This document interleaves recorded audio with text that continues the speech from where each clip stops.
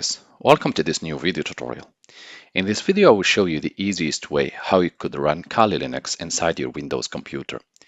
This method doesn't require you installing anything.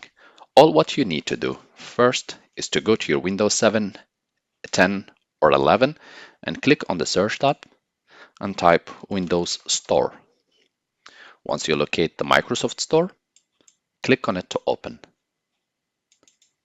Once the Microsoft Store opens, you want to go to the left panel and click on Apps. You might need to wait a few seconds until it loads if it's the first time when you open it in a while. Click on the search tab inside the Microsoft Store and type Kali Linux. Hit enter to see the available options.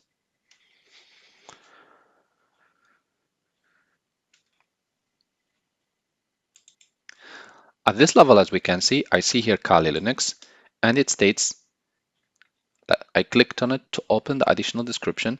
It will say the Kali Linux for Windows application allows one to install and run the Kali Linux open source penetration testing distribution natively for Windows 10 operating system.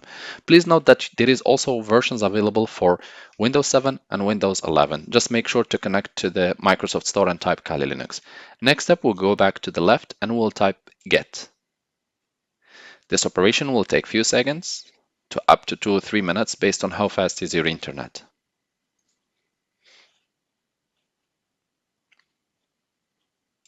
As you can see on the left side, it says starting download. So you want to stay here and to watch what is going on. And once this downloading is finished and installing is finished, you should be able to run Kali Linux. I will show you on the coming screens how it works.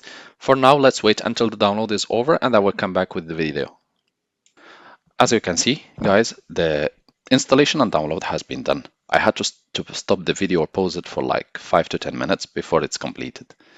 I didn't change anything actually. So now next step, we'll just click open.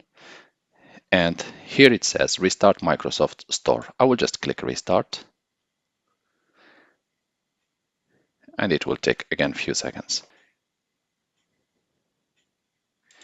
Here it's saying press any key to continue. Then I will just hit enter to continue. So this control prompt or control command has appeared and it says the Windows subsystem for Linux optional component is not enabled. This might happen also to you. So what you need to do, you need to go to your search tab, regardless if you have Windows 7, 10 or 11, and you type turn on Windows feature. Here we go. And this way you will solve this problem. Next step, well, scroll down to the bottom. You will see Windows Subsystem for Linux. Here in my case it was unticked, so I will just tick it to solve the problem. I will click OK. And it will take a few seconds to take my order in consideration. And as you can see, Windows started an operation of searching for required files. You might face the same problem, so I have decided to show you also how to solve it in case you face the same problem as me. This is not a big issue. It will just look for the missing files or the needed files. It will get them there, and we should be able to run Kali Linux as normal. Download is completed, and after restarting your computer, of course, after installing the Windows features, you can restart your computer, go back to your search tab, and type Kali Linux, hit enter.